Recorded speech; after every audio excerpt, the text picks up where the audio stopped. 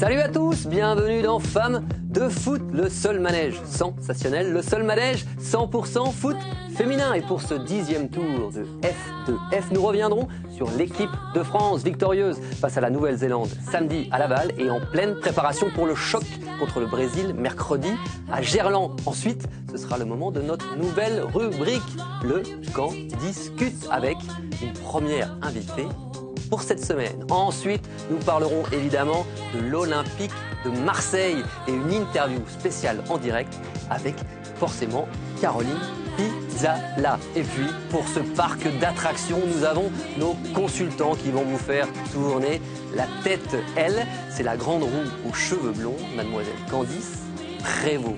Lui, c'est pas compliqué, il est à lui tout seul le parc d'Astérix, notre Gaulois Patrice Lair. Que dire de Johan Aubois, Mr. Space Mountain?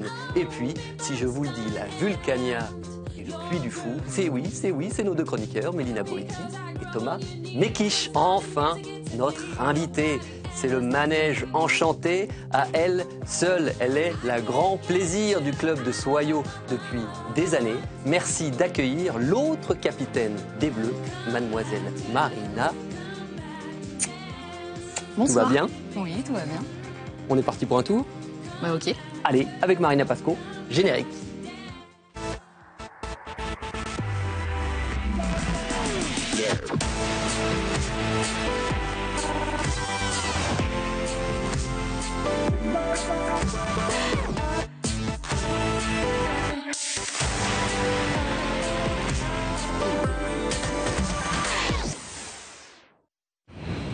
Et Patoche, il paraît que t'es tout le temps à Paris, mais tu viens jamais boire un coup à la maison. Bah alors on t'attend, nous.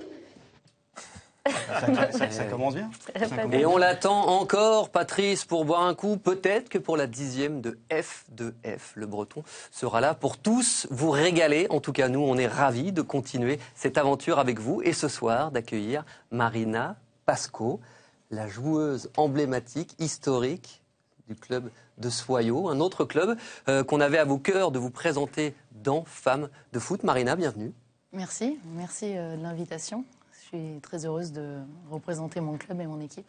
Eh bien, nous aussi, comme chaque semaine, c'est le moment de la carte blanche. Avec, j'espère que vous êtes au point. Peut-être que ce soir, un autre moment historique, peut-être la première victoire de Monsieur Patrice Lair, qui sait. Un miracle, peut-être. La question est la suivante. Sur les 200 derniers matchs disputés en championnat par Marina Pasco, combien en a-t-elle manqué? Candice? 4. Patrice? 6. Johan? 3. Eh bien, c'est Patrice le plus proche. Et voilà. La différence, c'est les gens qui travaillent. Les gens qui travaillent sont récompensés. Voilà, 30 secondes de temps de parole pour Patrice au moment de son choix pendant cette émission. Juste pour l'info, on va regarder les stats de Marina Pasco. C'est 11 le nombre de matchs manqués. C'est vrai qu'on est tellement habitué à vous voir sur les terrains. Marina, déjà 11, ça me paraît incroyable d'en avoir marqué que 11 sur ces 200 dernières rencontres de championnat. Regardez, 277 matchs depuis 1998, 12 buts, 0 minutes de manqué depuis la remontée en 2013. C'est pour vous dire à quel point elle est importante, Marina, dans cette équipe de Soyaux. Il y a une petite stat qui peut-être nous manque ou vous déçoit, c'est 0 sélection en bleu. Est-ce que c'est un regret, une frustration ou c'est juste comme ça, malheureusement? C'est juste comme ça, malheureusement. Après, ça aurait été avec plaisir de porter ce beau maillot bleu. Mais voilà, je suis déjà très heureuse de ce que je réalise à Soyaux. L'équipe de France, c'est évidemment l'actualité du moment. On est en pleine semaine internationale. Les joueuses de Philippe Bergerot se sont imposées ce samedi à Laval face à la Nouvelle-Zélande. On va voir les buts de cette rencontre. Une victoire 2-1 pour les tricolores avec une ouverture du score absolument magnifique, signée Eugénie Le Sommer dès la 10e minute de jeu. Il faudra ensuite regarder à nouveau ce bijou de la Lyonnaise. Il faudra ensuite attendre la 88e minute pour voir le premier but en bleu de cette jeune Juvisienne Kadi Diani, toute première sélection et déjà un but. Et puis finalement, dans le temps additionnel, réduction du score pour les Néo-Z avec ce but d'Hélène Collins. 2-1, victoire finale pour les joueuses de Philippe Bergerot. Mademoiselle, mesdemoiselles, messieurs, que doit-on retenir de cette nouvelle victoire tricolore? Une victoire en plus, hein, c'est-à-dire une prestation honnête, surtout sur la première mi-temps. Deuxième mi-temps un peu moins aboutie, mais bon, qui a permis à Philippe Bergerot de faire jouer certaines jeunes. On a pu voir un petit peu le chemin qu'il leur reste encore à parcourir quand même. Mais bon, le principal, je pense que c'est un luxe quand même de se permettre de gagner. C'est une bonne équipe à Nouvelle-Zélande quand même. Vu qu'il y avait pas mal d'absences, c'est encourageant pour la suite. Surtout que Philippe est resté dans son dispositif de 4-4-2. C'est vrai que Patrice l'a dit tout de suite, on se retrouve avec de nouvelles têtes et ça apporte du sang neuf. On aura peut-être des surprises pour le mondial 2015. C'est vrai que ça va jouer maintenant pour ces jeunes joueuses. Donc on peut apporter un peu de sang neuf et elles ont répondu aux attentes contre une équipe néo-Z qui n'était pas extraordinaire. Une très bonne gardienne qui a sorti pas mal de ballons. Il y a eu aussi des tirs sur les montants. Donc, le score aurait pu être plus ample si elles avaient été un peu plus efficaces. Alors c'est pour ça que le score de 2-1 était assez anecdotique. En plus, les Néo-Zélandaises marquent tout à la fin. Donc, Candice, vous avez en particulier apprécié, regretté quelque chose dans cette rencontre? Non, moi je sentais bien évidemment le fait d'avoir fait des tests sur cette rencontre, qu'il manquait forcément des automatismes et c'était pas aussi fluide que lors des précédentes oppositions. Maintenant c'est normal, il faut aussi développer, travailler un petit peu avec des nouvelles joueuses, des nouvelles têtes. Et puis on a vu que ces nouvelles têtes avaient marqué, puisque Khadija Toudjani a marqué un très beau but finalement victorieux et pour l'équipe de France. Donc moi je pense que c'est de bonne augure. C'est le moment de préparer. On est vraiment dans le temps de préparation et de test. On sait bien, on l'a dit déjà précédemment, que Philippe Bergerot et son staff allaient de toute façon faire des tests. Et il a son noyau dur. Maintenant c'est très bien et c'est le moment pour les tester. Rina, quel regard vous portez, vous, justement, sur ces Bleus? C'est le surnom aussi de l'équipe de Soyaux, mais l'équipe de France. C'est très bien de voir ce qu'elle réalise depuis le début de l'année en vue de ce championnat l'année prochaine. Donc voilà, on est en tout cas toutes derrière elle. Allez, c'est le moment du flair de l'air avec notre coach Patrice Lair qui va nous décortiquer la composition alignée par Philippe Bergerot. Alors, on en dit quoi, Patrice? Philippe est resté sur son 4-4-2, c'est-à-dire une défense Céline Deville dans les buts, derrière Sabrina Delannoy, l'axe central avec Wendy Renard et Gridge Mbok, sur le côté gauche Laure Boulot qui revenait, au milieu de terrain la récupération Amandine Henry et Elise Boussaglia, devant Elodie Thomy sur le côté droit, une paire d'attaquantes Tinet Eugénie Le Sommer et le côté gauche occupé par Kenza Dali. Moi, je pense que c'est dommage un petit peu sur le match qu'une fille comme Elodie Thomy se soit blessée, parce que je pense qu'elle avait pris le dessus tout de suite sur Riley, et je pense que l'équipe de France aurait fait plus la différence sur la première mi-temps. Il y a eu une paire d'attaquantes très intéressante avec Eugénie Le Sommer et Gaëtan Tinet. Je pense que c'est vrai que. Alors, est-ce que c'est la paire d'attaquantes de l'équipe de France? Ça me fait bien parce que bon, ils sont capables de décrocher, ils sont capables d'aller en profondeur, et ils sont capables de jouer ces deux rôles en même temps. En plus, Eugénie, quand elle est capable d'enchaîner sur des frappes comme l'autre soir, elle a marqué un but superbe. Et Gaëtan Tinet aussi a beaucoup de présence et de mobilité. Bon, il manquait un petit peu comme Louisa Nessi pour être un petit peu le chef d'orchestre de cette équipe pour pouvoir un petit peu travailler sur le côté gauche. Bon, Laure Boulot, qui manquait un petit peu de compétition, n'a pas pu participer dans le jeu offensif comme pouvait le faire Amel Majri depuis un certain temps. Gridge Mbok a été très bonne derrière. Amandine Henry, toujours à son niveau, très rayonnante au milieu de terrain. Bon, Sabrina Delannoy a fait un match sérieux. Non, je pense que cette équipe au complet sera très intéressante. Une petite préférence, Johan, pour l'attaque, justement, des Bleus. Est-ce que c'est la bonne paire? Ouais, ça peut être la bonne paire. On en parlait un petit peu avec Patrice avant l'émission. J'ai toujours été un petit peu déçu par Eugénie sur les gros matchs. C'est-à-dire que face à des nations un petit peu inférieures, ça passe toujours. Et j'attends toujours qu'elle se révèle face à un très très gros. Et pour l'instant, je ne l'ai pas toujours vu. Alors, ce sera peut-être la Coupe du Monde 2015, je lui souhaite. Mais j'ai toujours un petit doute par rapport à ses performances en club où là, elle est toujours performante. Et en équipe de France, j'ai toujours été un petit peu déçu par Eugénie. Alors que Gaëtan, elle, garde un niveau assez régulier. C'est une fille qui enchaîne très rapidement. C'est pour ça que souvent, on se plaint un petit peu qu'elle loupe beaucoup d'occasions. Elle est très explosive, elle est capable d'enchaîner rapidement des gestes techniques. On l'a vu l'autre soir, c'est parti dans la lucarne. quelquefois ça part en dehors, mais bon, je pense qu'elle peut amener ce côté spontanéité qu'il n'y a pas forcément sur d'autres choses. On l'a vu sur la Coupe d'Europe aussi. Candice, vous vouliez revenir justement sur la performance ce week-end d'Eugénie Le Sommer. Elle a été buteuse, elle a été très inspirée aussi sur une très belle occasion. Vous, elle vous a plutôt convaincu samedi? Moi, elle m'a convaincue samedi et je note aussi que c'était suite aux matchs, aux 3 matchs face au Paris Saint-Germain et l'Olympique Lyonnais, les filles ont dépensé pas mal d'énergie sur ces matchs-là. On a senti qu'elles étaient fatiguées, mais Eugénie Le Sommer n'a pas, on l'a pas senti vraiment fatiguée, vraiment de perdre beaucoup de jus. En tout cas, moi, je l'ai trouvée rayonnante, un peu au-dessus par rapport à ses coéquipières et ses partenaires du jour, et notamment avec une... Que dire de ce geste aussi?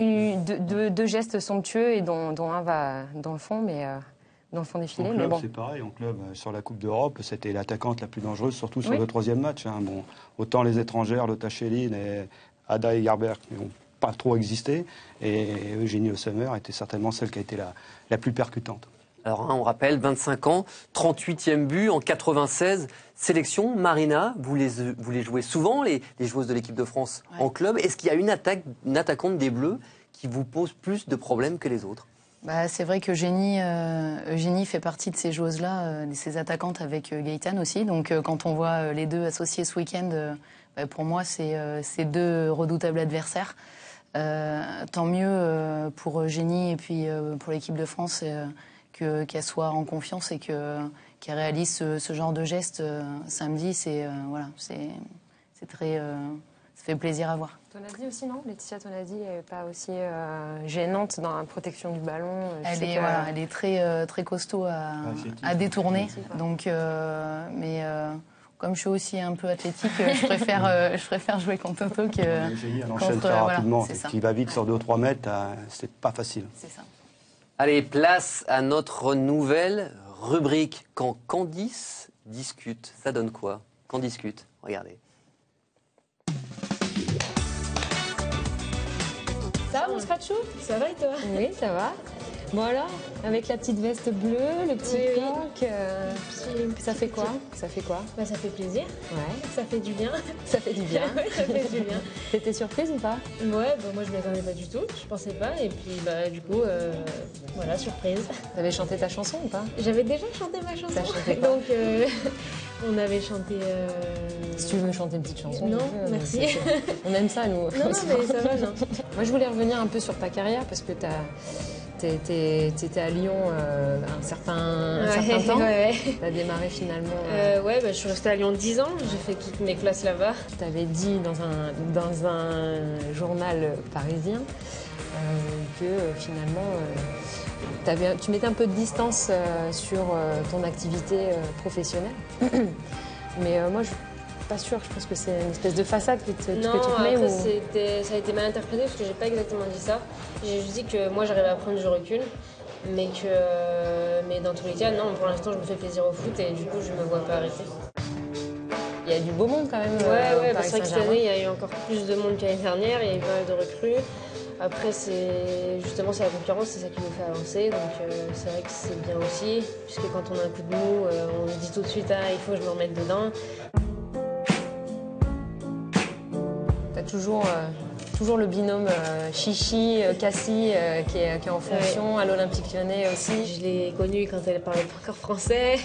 On rentrait dans le métro ensemble quand on essayait de communiquer en espagnol-français.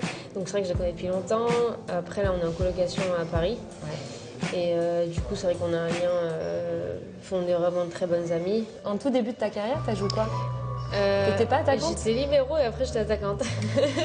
Libéro, attaquante, ensuite t'es passée latérale aussi. Après j'étais... Ouais. En fait j'ai fait tous les postes sauf gardienne. J'arrive à m'adapter assez facilement. Ça peut être un argument sympa pour l'équipe de France aussi de dire que t'es polyvalente. Après c'est aussi pour ça que j'ai recommencé à jouer à Paris. Puisque je crois qu'il y a des filles qui se sont blessées. Et du coup j'ai pu jouer arrière je crois, quelques matchs. Et du coup ça m'a aussi permis d'avoir du rythme. Je trouve pas mes questions. Attends, je t'en pose. Bah vas-y. C'est vrai? Ouais, vas-y. Qu'est-ce qu'il y a? Est-ce que tu comptes revenir à Paris? Non. Bon. Pourquoi t'es arrivée au foot? C'est quoi l'histoire? J'ai 2 grands frères. Ah. L'histoire est simple. Ta mère, elle avait quel regard quand elle a su que sa fille allait faire du foot? Ma mère aime beaucoup le foot, donc elle regarde les matchs, même les matchs des garçons et tout, donc elle est contente. Ça, c'est bien. Bon, il y a une photo qui tourne là, sur Internet. Je sais pas si on peut... Non, mais ça va. Je sais pas pourquoi c'est marqué Lola, petite tortue. Je sais pas. Non, mais c'est toi pourtant sur la photo, on est d'accord? Ah oui, c'est moi. C'est à Lyon, ça en plus. Oui, donc il y a des dossiers dans l'émission. Bon, qu'est-ce qu'on peut te souhaiter, France Pachou, pour la suite, cette année? Une Ligue des Champions, une Coupe du Monde, ce serait parfait, je pense. Toi, t'es ambitieuse. Ah bah, il faut. Avec le plaisir, mais quand même avec les titres.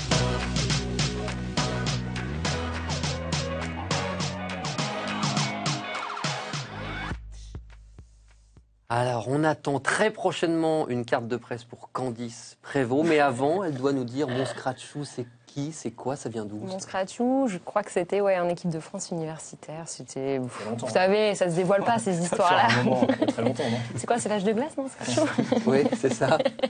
Elle a l'air plutôt sympa, cette Aurélie Cassis. Elle est très sympa. Elle est très sympa. Puis Patrice, tu peux en dire un mot, non, d'Aurélie Cassis? Ouais, c'est sûr. Quand elle arrivait le matin à l'entraînement, c'était une catastrophe. Elle n'avait pas envie de s'entraîner. Au départ, c'était dur. Il fallait la réveiller pendant un bon petit quart d'heure, puis après, ça allait. Puis c'est elle qui finissait souvent mieux les entraînements, mais tous les matins, c'était une catastrophe. Elle arrivait en dernière. Dès qu'elle entendait la voix de Patrice, hop, elle se réveillait un peu plus. Elle était trop contente de me voir, mais non, c'est à chaque fois. Mais non, on s'y est mis au professionnalisme, et puis bon, là, elle est récompensée. Elle est en équipe de France. Bravo. Justement, est-ce qu'on peut la voir au mois de juin prochain? Quels sont les arguments qui peuvent lui permettre de prétendre à une place en bleu? Ça dépend que d'elle, c'est tout. Sa polyvalence aussi. Hein. Voilà. Elle le disait, elle a joué quasiment à tous les postes sauf gardienne.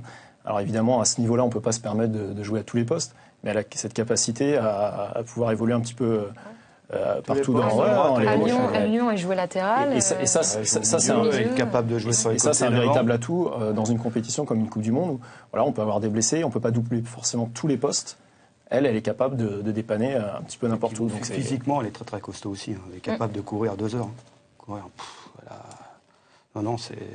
Si elle veut se faire mal, elle y sera. En tout cas, elle a ces ambitions-là. Donc elle l'annonce clairement et c'est le plaisir avant tout, mais n'empêche que les titres et tout ce qui se suit fait partie aussi de sa personnalité.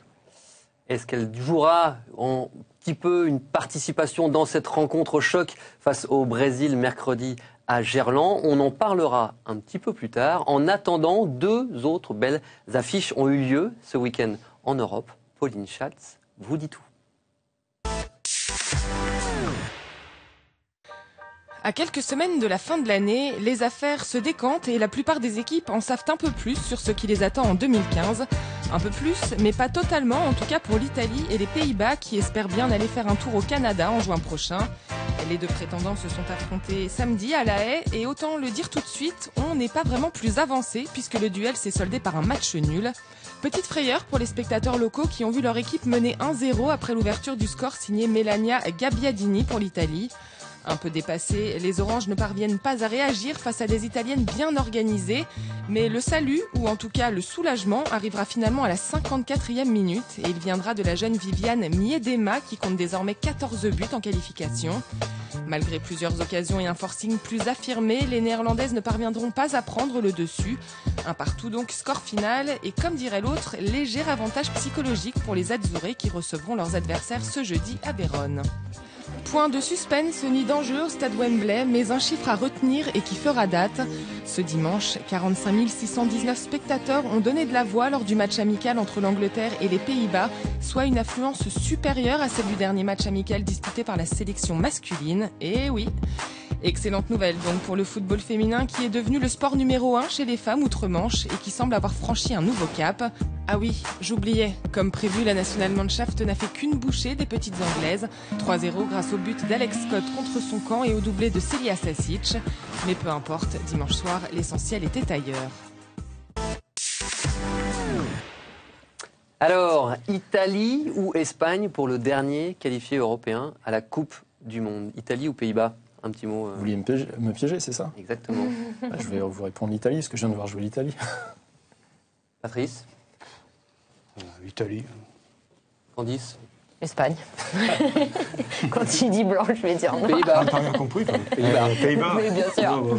Eh ben dis donc, je préfère parler avec Marina du coup. Est-ce que vous connaissez un petit peu ces deux équipes? Est-ce que ça vous intéresse le football aussi international? Oui, bien sûr. Oui, bien sûr. Après, on va dire mon choix va plus se faire par amitié, où ma meilleure amie a des origines italiennes, donc je vais plus dire l'Italie.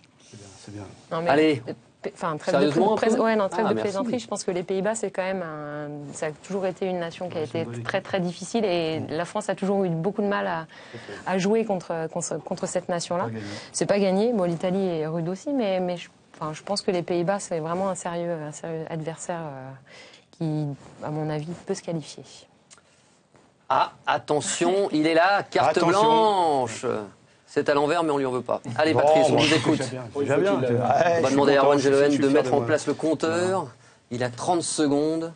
Voilà, je voulais un petit peu parler de l'équipe de France et surtout du poste d'entraîneur des gardiens, où j'ai vu qu'il y a eu une certaine évolution la semaine dernière, c'est-à-dire l'arrivée d'Albert Russe, qui est, bon, je connais très bien, parce que bon, un petit peu parce que j'ai habité Montpellier et bon, on a souvent discuté ensemble, et monté sur Paris, qui est arrivé là pour entraîner les gardiens. Je pense que c'est une bonne chose. Je pense qu'à ce niveau, c'est important d'avoir un garçon, déjà au niveau des frappes, pour travailler, pour avoir des frappes de meilleure qualité, je pense aussi, et avoir une certaine expérience. Et je pense qu'un gars comme Albert va amener cette expérience. Il a été champion olympique. Il a fait monter Brest en Ligue 2. C'est quelqu'un qui va apporter forcément un plus dans le staff de Philippe. On en profite quand même pour saluer Sandrine Roux pour le travail effectué avec le staff de l'équipe de France. On en arrive au débat de la semaine. 45 500 personnes à Wembley pour ce Angleterre-Allemagne. On estime à moins de 10 000 le nombre de spectateurs pour la rencontre entre l'équipe de France et le Brésil. Est-ce inquiétant? C'est le débat et il vous est présenté par Mélina Boetti. Ok, fermez les yeux, imaginez-vous dans deux dodos, France, Brésil, the big affiche, football champagne, parfum de victoire, 98. En gros, le match du siècle. Problème, Gerland, 8500 places seulement avaient été vendues à midi, alors que tout était fait pour vibrer, puisqu'on avait l'équipe de France avec un seul revers en 21 matchs face à une Seleção, vainqueur de la Copa América. Un match dans le match, Louisa Nessib, Martha, deux prétendantes au Ballon d'Or. Mais bon, 8500 places, seulement 8500 places. Alors, ok, c'est en prime time, ce n'est pas en prime time, c'est à 18h30, ok, c'est en semaine, ok, c'est un soir de Ligue des Champions chez les mecs, mais quand même, rappelez-vous, Lyon, Arsenal, demi-finale de Ligue des Champions, 20 000 spectateurs, en championnat au LPSG, le dernier au LPSG, plus de 9 000 spectateurs, et là, l'équipe de France ne va pas faire mieux que ça. Même à Laval, il y avait 800 personnes de plus dans les tribunes. C'était pas le Brésil, c'était la Nouvelle-Zélande, samedi. Un match, finalement, qui a été un succès, un match à guichet fermé. Alors pourquoi Gerland? Pourquoi ne pas aller dans un stade beaucoup plus petit? Un stade, certes, à la capacité moins grande, mais qui serait plein. Ce serait mieux pour les filles, pour l'ambiance, pour les joueuses. Ce serait mieux pour la télé et les téléspectateurs. Alors, il faut dire quelque chose. France-Brésil, 8500 places, c'est intolérable. Selon la rédaction de F2F, la fédération a vu beaucoup trop grand. Où est l'erreur, Johan? Peut-être au niveau du marketing. C'est-à-dire qu'on a deux grandes équipes, France-Brésil, et en même temps, on n'a pas vendu cette affiche. C'est-à-dire que pour le grand public, France-Brésil, alors forcément, ça va être chez les garçons, mais pour les Brésiliennes, on ne les connaît pas. Tout le monde va citer Martha spontanément, mais derrière, on va être incapable de dire il y a telle joueuse ou telle joueuse. Seul le public averti va être concerné. Donc ça concerne justement les 8000 et quelques qui vont venir à Gerland. Donc il y a peut-être un problème de vente d'affiches, de programmation aussi. Mélina l'a dit. En semaine, en face, vous avez la Ligue des Champions des garçons, c'est à 18h30. Je trouve que c'est très mal vendu. Après, l'histoire du stade, on a toujours les jeunes filles ont toujours voulu jouer dans des grands stades. Donc c'est l'occasion aussi de leur offrir cette enceinte. Maintenant, il faut bien vendre l'affiche. Les filles ont toujours voulu jouer dans des grands stades. Bien sûr, et c'est logique. Oui. L'équipe du PSG voulait jouer au Parc des Princes, on leur a interdit parce que c'était un sanctuaire pour les garçons. Ouais, je sais pas. Non, tu préfères jouer dans un grand stade avec... Je pense qu'on a tous en tête l'image de la Coupe du Monde en Allemagne, où tu as effectivement des stades qui sont peut-être moins gros qu'à Gerland, mais qui sont remplis et donc qui donnent... Oui, non, mais il y avait pas des beaux tous. stades, Oui, il y avait des beaux stades, mais pas tous. Donc, je suis pas tout à fait d'accord. d'accord. Vous êtes déçu, Candice? Moi, je suis déçue et à la fois j'ai un peu peur parce que effectivement, je me dis que Gerland, ça a été un stade choisi pour accueillir la cérémonie d'ouverture de la Coupe du Monde 2019, si il y a Coupe du Monde 2019 en France. Est-ce que justement dans cette optique-là, c'est inquiétant? Finale aussi. Donc, c'est un match amical, c'est un match amical, c'est un mercredi. Faut pas non plus s'inquiéter pour les stades Coupe du Monde 2019. Si par bonheur on peut l'avoir, ils seront remplis. C'est certain que ça va être peut-être compliqué de le remplir à ras-bord. Mais pour moi, c'est inquiétant. C'est une belle affiche, c'est inquiétant, mais il y a des critères qui font que c'est une belle affiche. C'est vrai que recevoir le Brésil. Moi, je vois souvent à Lyon, on le disait, ce serait bien que l'équipe de France vienne jouer à Lyon. Bon, s'il n'y a que 10 000 spectateurs, c'est un petit peu décevant. Mais comme disait Johan, le marketing est important, très important. Nous, à chaque fois qu'on a rempli du moins rempli, on a eu plus de 20 000 spectateurs à Lyon en Coupe d'Europe, c'était contre Arsenal et Juvisy. Il y a eu une grosse pub. Alors c'est quoi, le Brésil, ça fait pas vendre? Oui, pas porteur, on aurait dû jouer à Angoulême peut-être ce match. Non, mais peut-être qu'il y a peut-être. Mais bien sûr qu'il y a une attente. Je me souviens, je crois que c'était un France-Pologne, juste après la Coupe du Monde 2011. Ça se joue à Bollaert. Le stade était plein, enfin aux 2 tiers plein, avec une ambiance absolument dingue, parce que justement on surfait sur la Coupe du Monde, parce qu'il y avait aussi une volonté du public, un public régional, de découvrir cette équipe de France. Les garçons vont mieux aussi.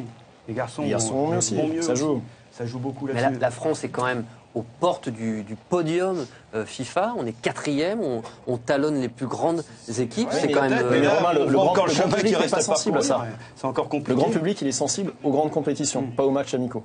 Après, c'est à Lyon. Lyon, on va dire, le public lyonnais, il a tous les week-ends une grande équipe. Donc après, oui, c'est l'équipe de France, mais je sais pas, peut-être comme le dit, quand ça se déplace en province dans les endroits peut-être un petit peu plus où le foot se développe moins. Oui, qu'est-ce qu'ils en pensent, les supporters de Soyaux au sein de l'équipe? C'est des rencontres que vous ne pouvez absolument pas manquer ou effectivement on préfère peut-être regarder un match de Ligue des Champions masculine? Ah non. Après, le fanat de foot féminin, il reste derrière son équipe. Donc non, après c'est peut-être décevant par rapport à mercredi, mais c'est juste, à mon avis, l'horaire et le jour. Qu'est-ce qui est décevant? Quand on regarde les affluences depuis quelques années, on tourne autour de 10 000 dans le meilleur des cas.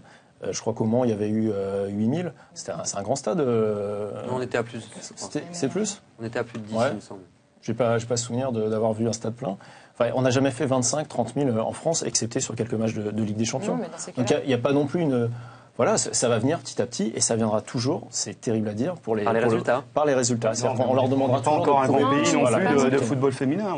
C'est pas la culture non plus L'Angleterre, ils se sont bien pays. préparés contre l'Allemagne. C'est vrai qu'ils ont dû préparer le match depuis un certain temps. Ils ont fait 45 000. C'est énorme. En France, je vois mal.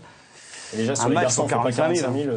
Ouais, c'est compliqué. Est-ce que dans l'optique de la candidature française en 2019, on sait que la réponse aura lieu au mois de mars, est-ce qu'il faut être inquiet? Est-ce que ça peut être un paramètre qui sera éventuellement défavorable à la candidature française? Non, il ne faut pas que ça soit un paramètre. Il faut qu'on l'ait, cette Coupe du Monde. Je pense que pour nous, c'est tellement important. Non, bon, même si les stades ne sont pas pleins, il y a d'autres compétitions où les stades ne sont pas pleins non plus. Non, il faut qu'on l'ait absolument. Et ça va peut-être amener des gens au stade qui vont découvrir ce football. Et j'espère que les résultats seront à la hauteur pour qu'on continue de progresser et d'avoir plus de spectateurs. Regardez sur le match retour à la Ligue des Champions. Moi, j'ai été premier surpris de ne pas avoir plus de monde à Gerland. Il y avait plus de monde pour le match de championnat. Alors que là, il y avait un résultat de 1 partout à Charletti. Et on n'a pas réussi à... Moi, je voyais au moins 15 000 spectateurs à Gerland. C'est peut-être ambitieux, mais au moins, là, il y avait à peine 10 000. Et là, j'ai pas trop compris. Et encore sur le débat des stades, justement, en France, parce que c'est aussi un débat qu'on peut avoir. Je pense que c'est... Ça a été pris en compte pour la candidature de 2019. Oui, justement, c'est ce que je voulais dire. Je pense qu'à Gerland, on a pris ce stade-là... L'endroit de l'ouverture et de la finale. Et vous me laissez parler? C'est incroyable ça. Cérémonie d'ouverture et finale. Qu'on discute, mais pas de carte blanche cette semaine. Oui, mais bon, je regrette parce que j'avais des choses à dire. On vous écoute. Non, mais voilà, les autres stades qui n'accueilleront pas la cérémonie d'ouverture et la finale seront des stades de moins grande capacité. Donc ça permettra quand même aussi de remplir le stade. Ce sera juste une illusion d'optique. Que tu aies 10 000 dans un stade de 25 000 ou 10 000 dans un stade de 40 000 comme Gérard, tu auras toujours 10 000. Bah non. C'est juste. ce sera juste le sentiment, mais tu auras quand même 10 000. On aura plus. Vous savez pourquoi? Parce que la France aura gagné la Coupe du Monde entre-temps. Le Paris Saint-Germain aura peut-être remporté, qui sait, la Ligue des Champions. Un petit mot sur cette équipe d'Allemagne. On avait vu la France la dominer à domicile. Là, elle s'est imposée facilement en Angleterre. Ça reste toujours... Ils vont monter en puissance tranquillement avec leurs équipes. Et puis après, ils vont arriver à la compétition costaud, même s'il manque quelques joueuses. C'est une équipe qui est forte. L'Angleterre, je ne pense pas que non plus c'est une très très grosse nation. Non, pour moi, le résultat est logique. C'est une équipe qui sera prête pour la grande compétition, comme toutes les grandes équipes. Avec une charnière, Krahn-Henning Peut-être. C'est au coach. C'est une priorité pour le Paris Saint-Germain. C'est compliqué aussi de voir qui sera éventuellement aligné pour l'équipe de France ce mercredi à Gerland face au Brésil. On a vu une charnière Gridjem-Bock, Wendy Renard. Vous vous attendez à quoi? Peut-être Laura Georges et Anaïk Butel, ou on retrouvera encore Wendy Renard? Qu'est-ce que vous pensez? Je pense que Wendy jouera avec Laura Georges. Un petit peu d'impact. Moi, ce qui me plairait, franchement, c'est de voir Gridjem-Bock au milieu de terrain avec Amandine Henry. Ça me plairait de voir, parce qu'elle marque, elle est puissante. Ça me plairait, ça. Et puis elle a tiré vers le but. Non, franchement. Puis Louisa qui revient sur le côté gauche. Tom, ça a l'air d'aller. Bon, et puis la paire d'attaquantes. Puis sur les côtés, il n'y a pas de souci, il y a du monde. Avec Amel, leur boulot. L'autre côté à droite, pareil, Aïgès Ouara. Et parce que Sabrina Delannoy aussi, même si c'est une défense centrale, elle se débrouille très très bien sur le côté. Et les joueuses de l'équipe de France, qu'est-ce qu'elles en pensent de cette rencontre de prestige face au Brésil? Les réponses d'Amandine Henry et Marina Mackenza. France-Brésil, ça fait tout de suite penser à 98, quand la France a été championne du monde. Mais au niveau féminin, pour l'instant, c'est pas trop une référence. C'est des joueuses complètes. Il y a un ballon d'or dans cette équipe qui s'appelle Marta, qui est une très bonne joueuse, qui est complète aussi. Après, je pense que nous, ça va être un match pas décisif, mais je pense référent aussi, parce que du coup, ça va nous permettre aussi de jauger notre statut au niveau mondial. C'est bien de jouer contre le Brésil, c'est une bonne équipe. Et si on fait référence au match, si on compare avec les garçons, c'est toujours une belle affiche, notamment la finale de 98. Donc c'est toujours bien de les jouer. En plus, elles ont des stars comme Martha. Donc c'est toujours bien. Nous, les jeunes, c'est bien. On aime bien jouer contre le Brésil. C'est des belles affiches.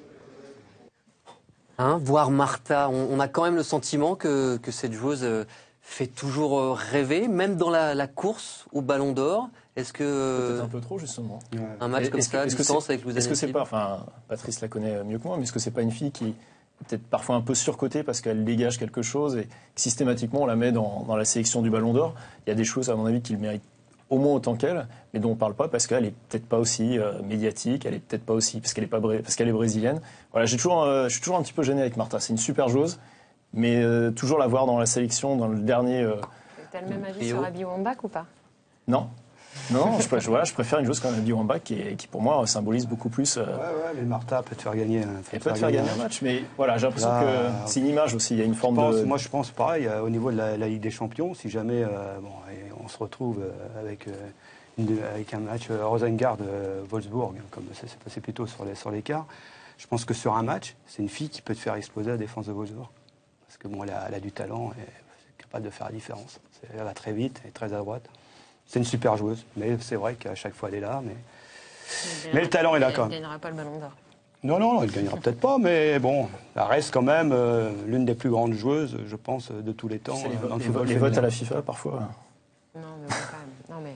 Ouais. Eh bien, on verra déjà ce que nous donnera ce France-Brésil mercredi à Gerland. Et puis, je vous le dis comme ça, mais on pourrait bien revoir Martha la semaine prochaine dans Femmes de foot. C'est l'heure de s'intéresser un petit peu à notre invité. Christophe avait écrit les mots bleus. Mélina va vous en écrire elle aussi. C'est le moment de la lettre signée La Boétie.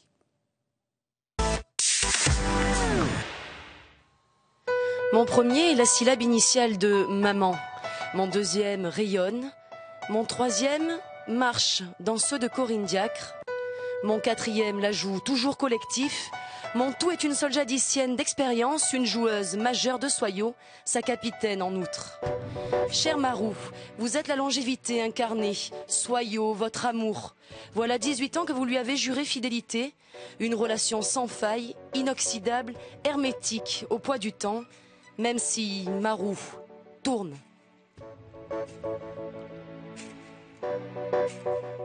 Vos prises de bec aussi sont saines, vous en sortez toujours grandi.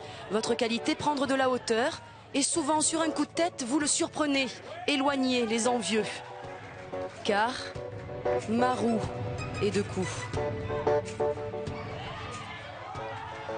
Même dans l'adversité, vous n'avez jamais rompu. Vous sortez des crises avec abnégation, résistez aux tempêtes. Quand Soyaux est relégué au second plan et connaît la D2 en 2010, après 35 ans passés dans l'élite, c'est avec persévérance que vous la remettez sur un piédestal, tout comme en 2012, et oui, Marou de secours.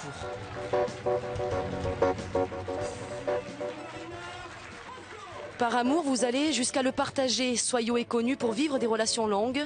Ces ébats avec Corinne Diacre vous ont inspiré. Exigeante maîtresse, entre vous, pas de jalousie.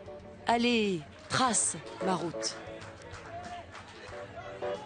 Et c'est parce que pour vous, le football est la plus belle preuve d'amour que vous êtes là ce soir pour travestir Étienne de la Boétie. Soyez résolu à ne pas plaquer Soyaux et vous voilà libre.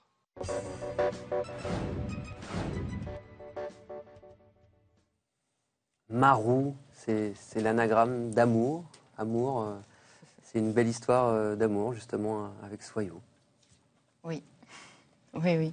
Et mon surnom vient d'ailleurs du temps où je suis arrivée à Soyaux. Donc, agrandi avec Soyaux.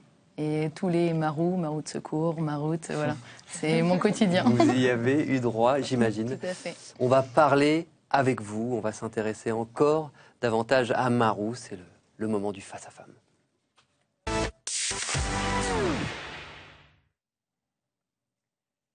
Et justement, Marina, quand on parle de Soyaux, plusieurs noms nous viennent à l'esprit, mais Bernadette Constantin est peut-être l'un des premiers. Et Bernadette est avec nous. Bernadette, merci d'être là dans Femmes de foot. On va la voir à l'antenne avec nous. Bernadette. Bonsoir. On est ravis de vous avoir dans Femmes de foot. Soyaux méritait sa place dans cette émission. Et vous êtes là avec la capitaine de Soyaux. C'est quelqu'un qui compte dans l'histoire du club également. Ah oui, c'est Marou, comme on dit chez nous, c'est une image. Elle incarne complètement l'esprit de Soyaux, la philosophie de Soyaux. Donc on est très fiers et elle porte complètement en tant qu'individu les valeurs du club. Et c'est voilà, donc on est très fiers d'elle d'ailleurs. Je crois, Marina, que vous avez déclaré que Soyaux était votre deuxième famille avec Bernadette Constantin. Ça fait justement partie de ces gens qui remplissent pleinement votre vie.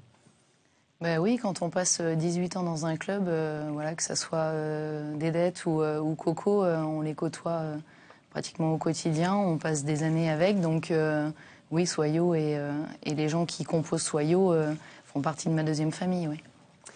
Bernadette, quand on voit le club de Soyaux qui existe vraiment à travers son club féminin, c'est une institution, c'est une place qui a un club qui a totalement sa place dans l'avenir de la Division 1 féminine.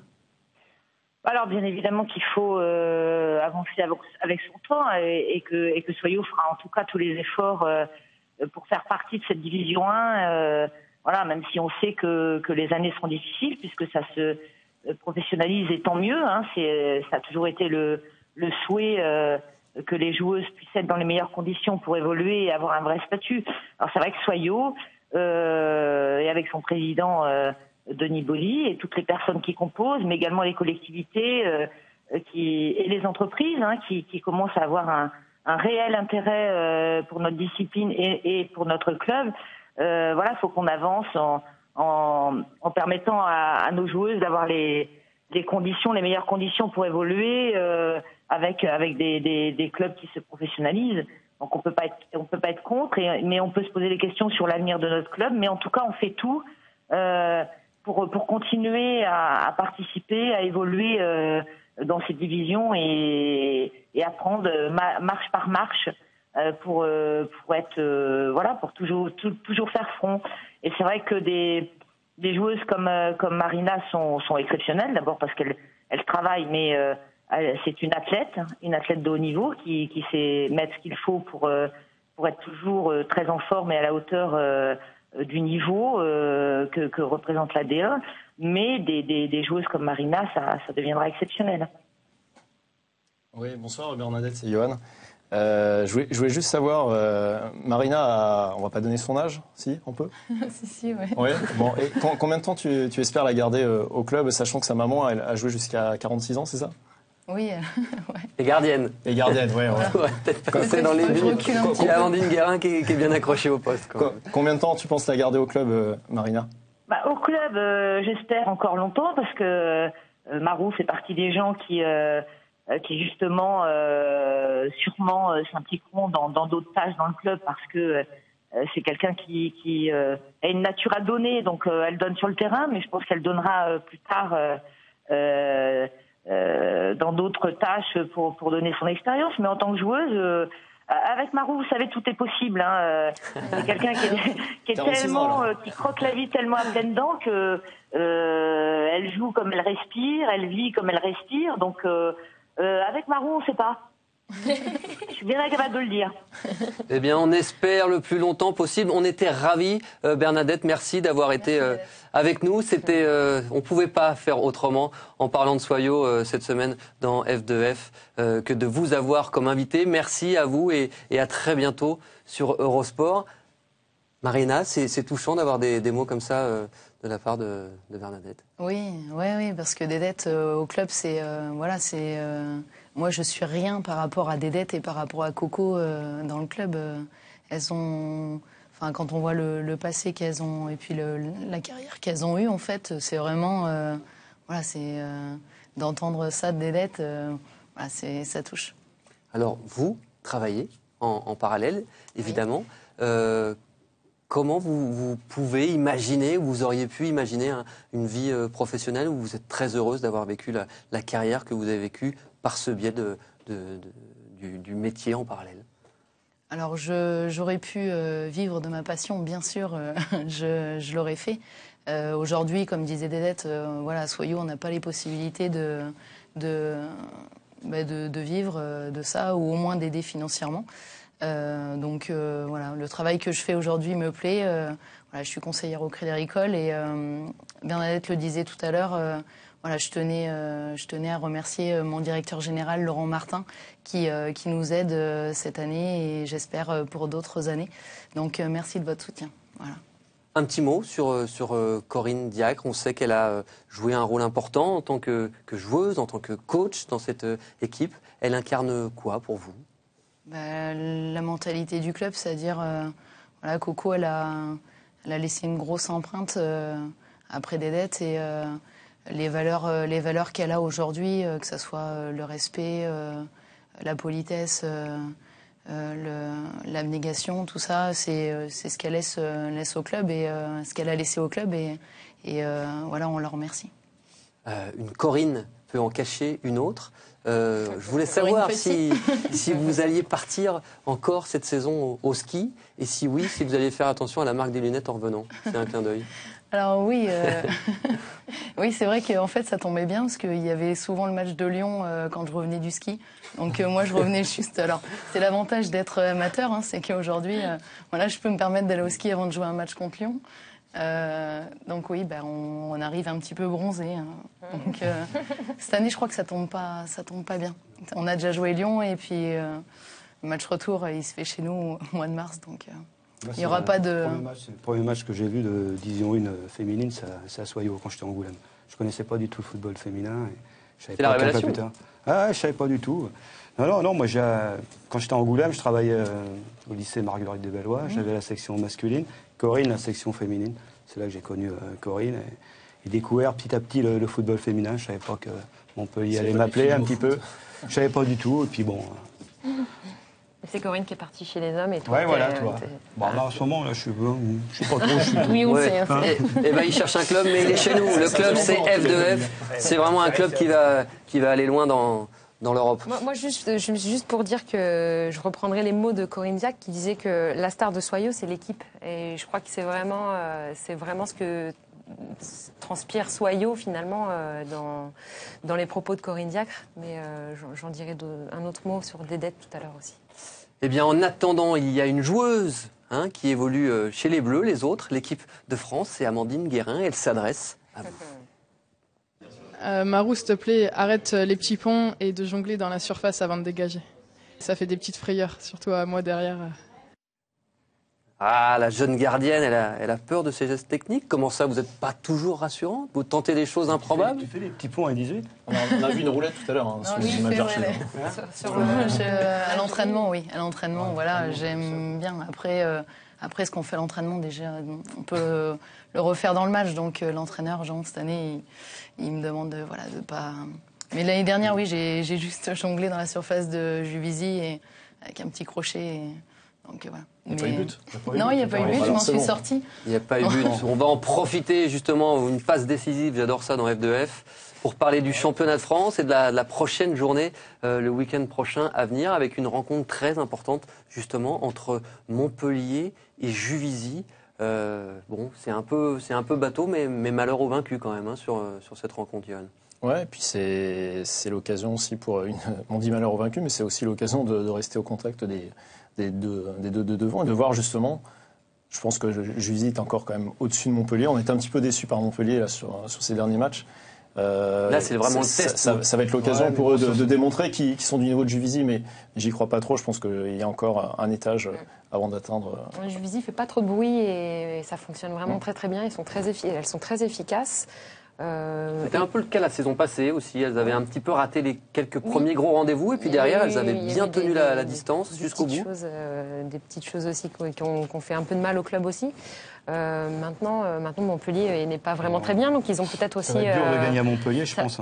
Ça va être dur de gagner. Ça va être dur de gagner à Montpellier. Ça joue. Souviens-toi de Montpellier-PSG. Le PSG marque à la dernière minute. Je pense qu'ils vont être révoltés. Là, ils ont quand même fait pas mal de faux pas. Ça doit commencer un petit peu à grincer quand même.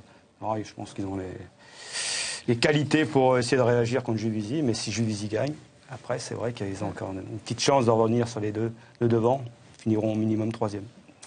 Eh bien, certaines joueuses concernées vous donnent leur avis sur cette rencontre importantissime de la Division 1. Montpellier, on sait que c'est une grosse équipe, que c'est difficile à jouer contre eux et chez elles surtout.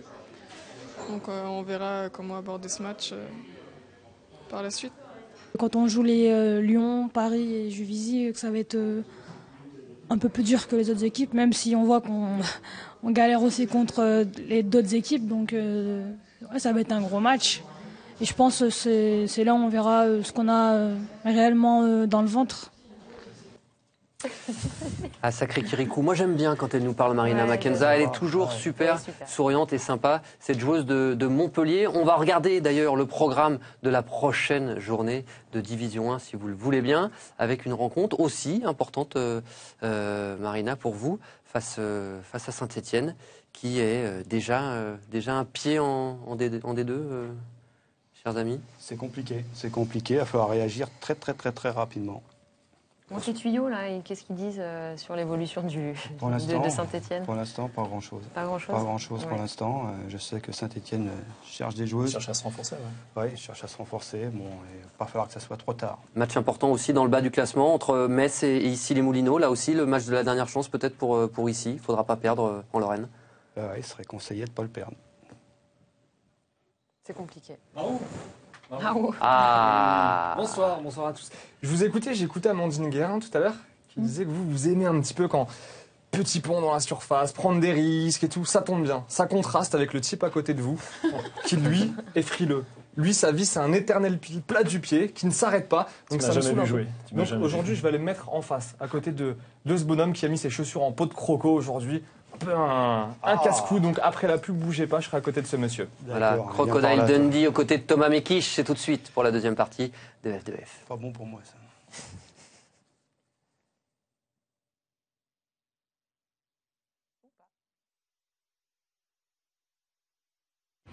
I'm Desire Paranose and you're watching Fan de Foot. Yes, we're all watching Femme de foot. Merci pour l'anglais de Paranozzi. On est de retour pour la deuxième mi-temps de F2F. On est toujours ravis d'avoir avec nous Marina Pasco comme invitée. Et puis on est quand même toujours heureux d'avoir notre trublion, notre cher Thomas Mekisch. Mais on va avant tout parler de l'Olympique de Marseille. Et on est ravis d'accueillir avec nous Caroline Pizzala. Caroline, on a vécu un week-end important avec un derby à Marseille et un résultat peut-être un peu décevant pour l'OM. Oui, c'est vrai que bonsoir avant tout. Un petit peu décevant, mais bon, voilà, le championnat continue. C'était un derby, mais comme je l'ai dit à mes coéquipières, il faut s'attendre à avoir des derbys tous les dimanches parce que voilà, c'est l'Olympique de Marseille et tous les dimanches on va être attendus. Alors vous évoluiez la saison dernière et les saisons passées au Paris Saint-Germain. Vous arrivez à l'Olympique de Marseille, vous la Marseillaise. Honnêtement, comment vous le sentez ce challenge marseillais? Est-ce qu'on va retrouver l'OM en D1 la saison prochaine? Je sais pas si on va retrouver l'Olympique de Marseille en D1. En tout cas, je le souhaite. C'est peut-être encore un peu tôt pour affirmer ça, mais en tout cas, on est sur le bon chemin. On travaille dur aux entraînements pour y arriver. Beaucoup de joueuses commencent à se familiariser avec le nombre de séances, parce que pour la plupart, la quasi-totalité du groupe travaille. Donc voilà, ça reste encore amateur et puis on fait du mieux qu'on peut pour y arriver. Bonsoir Caroline. À une époque, tu faisais partie du groupe France.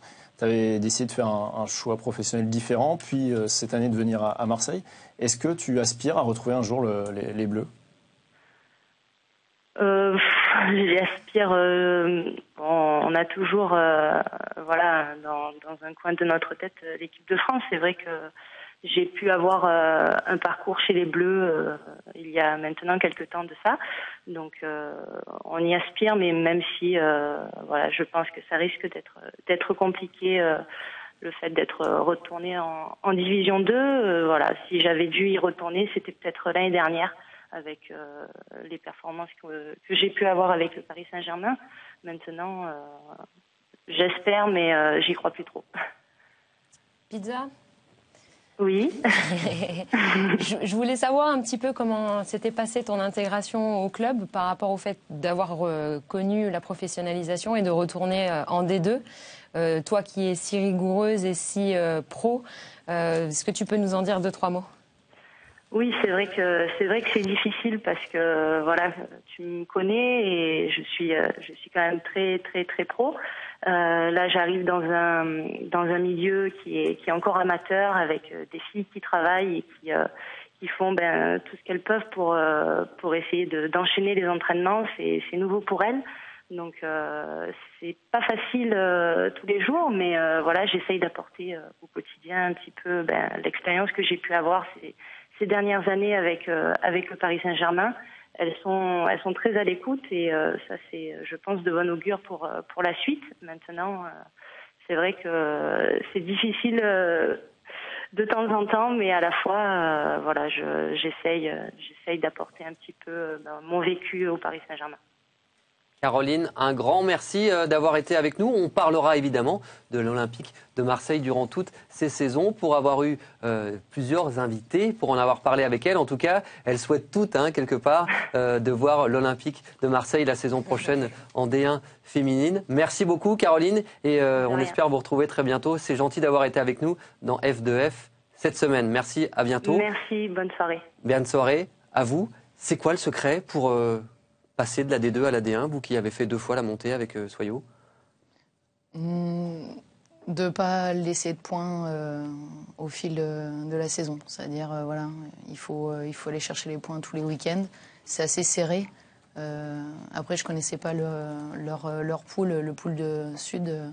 Mais voilà, moi aussi, j'aimerais bien que Marseille joue l'année prochaine en D1. Si des fois je serai encore de l'effectif, voilà, c'est un peu un club de cœur au niveau garçon, donc j'aimerais bien jouer contre l'OM.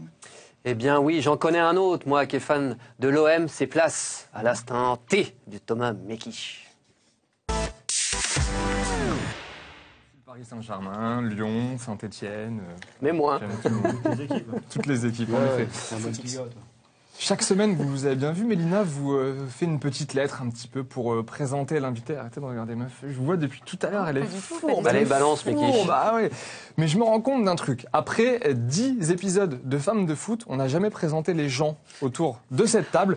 Donc j'ai pris ma petite plume, Marina, et j'ai décidé de vous dire la vérité, de vous les présenter, chacun d'eux, un par un. Regardez.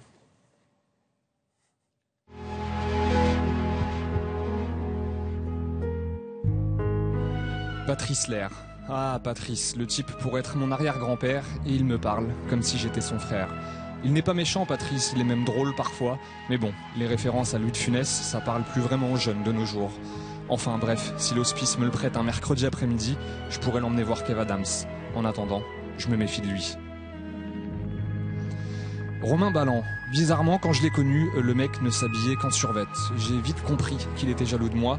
Et s'il n'était pas aussi émotif, je lui dirais que ce n'est pas le costume qui fait la diff, mais le mec à l'intérieur. Lui aussi, je m'en méfie. Il y a un truc qui cloche chez lui, et je trouverai quoi. Johan Aubois. Genre, Johan Aubois. Lui, il ne sait pas encore s'il veut être mannequin ou journaliste. J'aimerais lui dire ni l'un ni l'autre, mais ça pourrait me causer des ennuis. Il a le bras long, Johan, surtout au bois. Gratos, celle-là. Donc, en attendant de me faire un nom, je me force à rire à ces blagues bretonnes. Candice Prévost, ma préférée.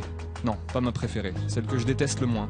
Peut-être parce qu'en 2004, j'ai été amoureux d'elle, en secret pendant 8 jours.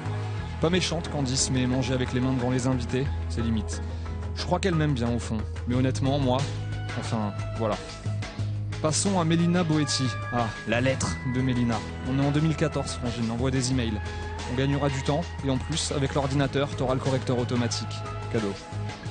On termine avec Erwan Geloen, notre rédacteur en chef. Je crois qu'il s'ennuie, lui. Envoyer des textos à 2 du mat pour demander si j'ai vu le but de Salstrom en Suède. Sérieux mec, faut que tu décroches. Lui, j'aimerais lui dire que ce n'est pas parce qu'on s'aime pas qu'on doit se pourrir même la nuit. Enfin, pour terminer, Cécile Locatelli. Je vais rien dire sur Cécile parce que elle, au fond, je l'aime bien. C'est pas de moi, hein. On m'a forcé. C'est ta dernière, non? C'est ça, je crois. Bonnes vacances? Non. Candice, bon, je vous ai un peu malmené pendant cette petite... Mais j'aimerais savoir si vous allez bien. Maintenant qu'on se connaît, dites-moi. Ça va bien. Vous vous sentez pas un peu seul en ce moment? Non, tout va bien. Non, parce que vous savez que j'enquête. Hein. Moi, j'ai des yeux un petit peu partout. Regardez, c'était cette semaine. Voilà, j'étais un petit peu méchant avec vous, mais là, quand je vois ces images... J'ai vraiment envie d'être cool en fait. Mais je me dis pas moi, hein. Si, c'est vous. Je sais très bien. Non, si. personne peut le dire. Si, je sais très bien que c'est vous. Elle s'en va. Elle gambade dans les prés. Voilà. Bon, si ça va pas, vous pouvez nous le dire. On est là pour vous. C'est un plan mayonnaise. Il n'y a rien qui dit que c'est moi. Hein. Elle est à Laval. Hein. C'est un peu dur. C'est moche, ça. J'aimerais juste terminer. Marina, ça c'est pour vous. Est-ce que vous connaissez une joueuse qui s'appelle Stéphanie Roche? Ça vous parle? Oui, c'est celle qui est nommée pour le meilleur but, enfin le plus beau but. Cher de vous. Ça s'appelle le prix Puskás, qui est bien... qui récompense. Ouais. Arrêtez de me caresser la jambe. Entre ses deux parents, il est mignon, le petit Mekich, là, entre papa et maman. Ça récompense chaque année le plus beau but inscrit. Regardez ces images, vous allez le voir. Magnifique. La question moi que je me posais, Marina, c'est si vous aviez joué ce match, si vous étiez derrière, est-ce que ce but serait rentré? Parce que j'ai un peu entendu parler de vous, j'ai regardé un peu ce que vous faisiez, et à mon avis, elle serait repartie en fauteuil roulant. À ce moment-là, là, Stéphanie Roche. Voilà. Donc non, il est magnifique ce but. Elle est en compétition avec tout de même Zlatan Ibrahimovic, James Rodriguez et ainsi de suite. Donc allez sur le site de la FIFA, vraiment allez voter pour elle. Voilà. Elle le mérite. Allez, merci Thomas pour ta dernière, c'était vraiment sympa. On est content de t'avoir eu avec nous. Nous, on remercie évidemment Marou, on est obligé de vous appeler comme ça dorénavant. Merci à tous nos journalistes, merci à nos très chers consultants, merci à Erwan Genoen, il est là aussi, et puis l'excellent Olivier Desnos à la réalisation, ainsi que toutes ces équipes techniques. Nous, on se donne rendez-vous lundi, même heure, même endroit. Et vous savez que quelque part, vous êtes déjà tous des femmes de foot. Ah, j'ai pas osé.